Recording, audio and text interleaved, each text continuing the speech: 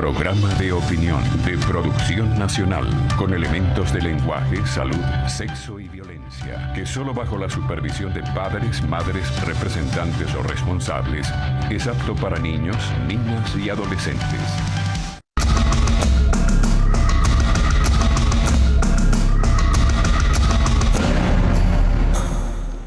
Muy buenos días, voy a conversar con Julio César Moreno, él es diputado de la Asamblea Nacional por el Estado Falcón. Estamos hablando en esta serie de programas regiones enfocados a la problemática, a lo que mayor preocupa de los pueblos que usted representa, por ejemplo. En el caso del Estado Falcón y la zona por la cual usted fue electo, ¿qué es lo que les preocupa a ustedes como parlamentarios? Hoy por hoy estamos sufriendo una crisis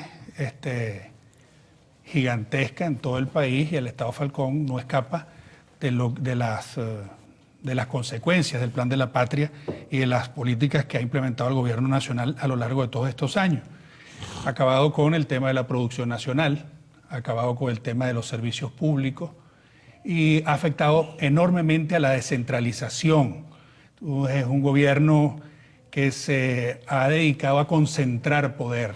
Y el problema de concentrar poder es que no se hace efectivo aguas abajo para solucionar los problemas de los venezolanos. Ahora, en el caso concreto de Falcón, sí, el gobernador, ¿qué hace por Falcón? ¿Qué hace la gente de los consejos municipales?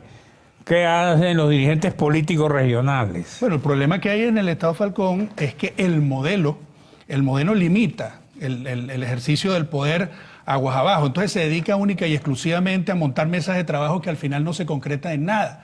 Porque el problema que tiene el Estado es muy grande en materia de servicios públicos y se han hecho inversiones en gestiones anteriores que hoy por hoy no se ven. Entonces presumimos que lo más probable es que el tema de la corrupción se haya comido el tema de los recursos y que entonces no sea efectiva la gestión de gobierno y la gente se vea afectada. Si tú agarras la carretera, pasamos por Tocópero, seguramente hay una tranca por el problema del gas. Sigues a Cumareo y el problema es la luz. Llegas a La Vela, el problema es el agua. Llegamos a Coro y tenemos un problema con los maestros que están reclamando que los sueldos no les alcanzan y que no les pagan a tiempo lo poco que ganan.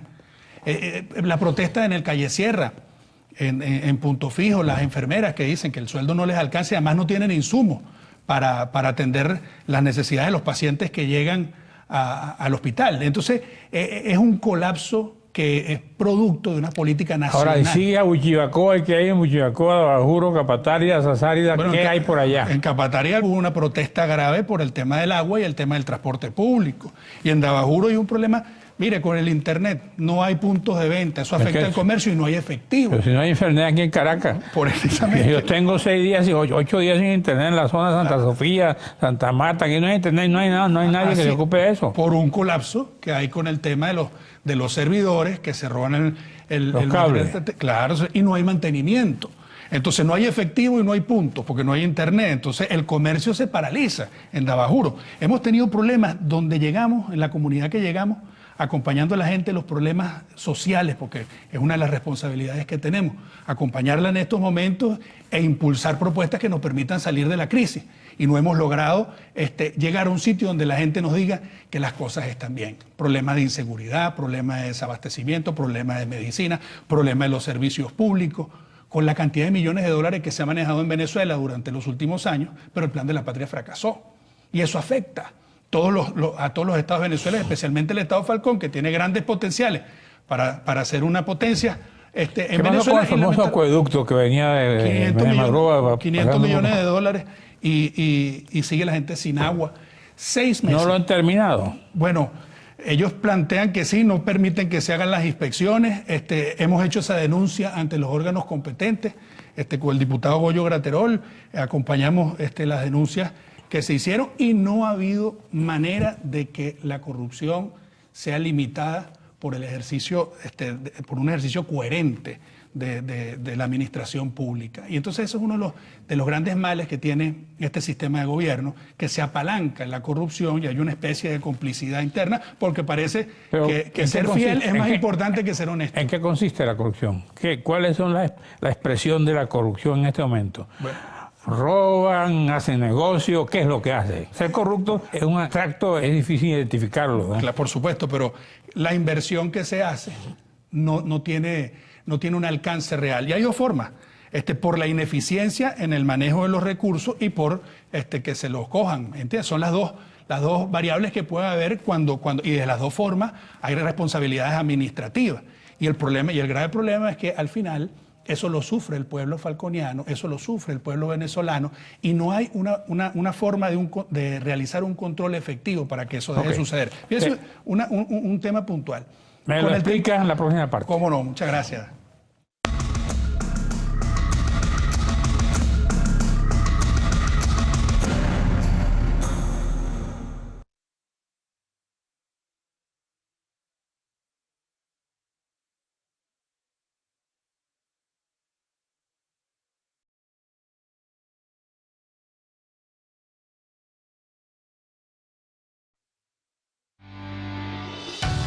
Estás viendo Regiones.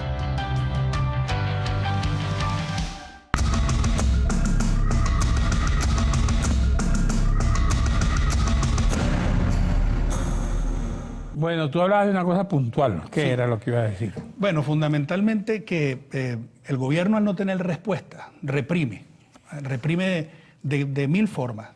Le decía puntualmente, el tema de la crisis eléctrica fue abordada por la Asamblea Nacional el año pasado y se le dio un voto de censura al ministro que en ese momento estaba al frente de ese gabinete. No nos permitieron ejercer el control parlamentario que nos permitiera que el gobierno incluso rectificara sobre una gestión que estaba mala y que impulsara políticas acertadas para resolver el problema de la gente. Anularon el tema del voto de censura a través del Tribunal Supremo de Justicia. ¿Eso a quién reprime? A 14 millones de venezolanos que votaron por una Asamblea Nacional para que resolviera algunos problemas y para que impulsara políticas que permitiera salir de la crisis.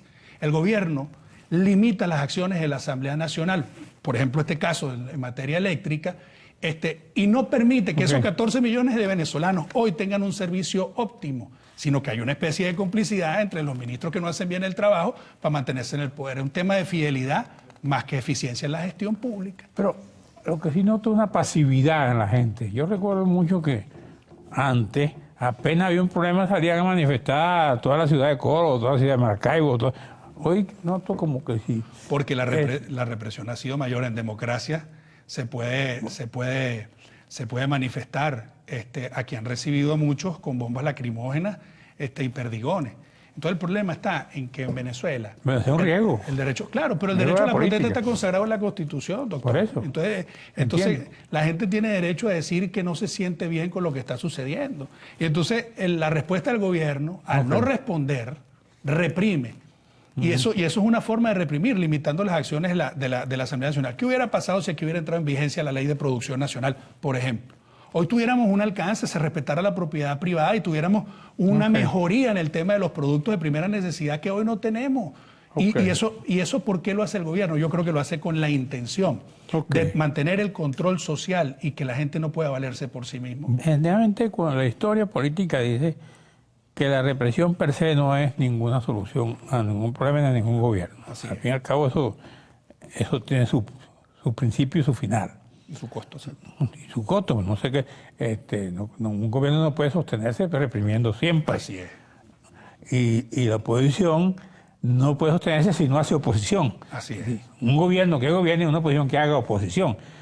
Que incluso yo estuve aquí, el padre virtuoso, muy amigo mío, de la Universidad Católica, y le hacía sus críticas a la oposición, que la oposición no estaba cumpliendo con el deber de una oposición verdadera.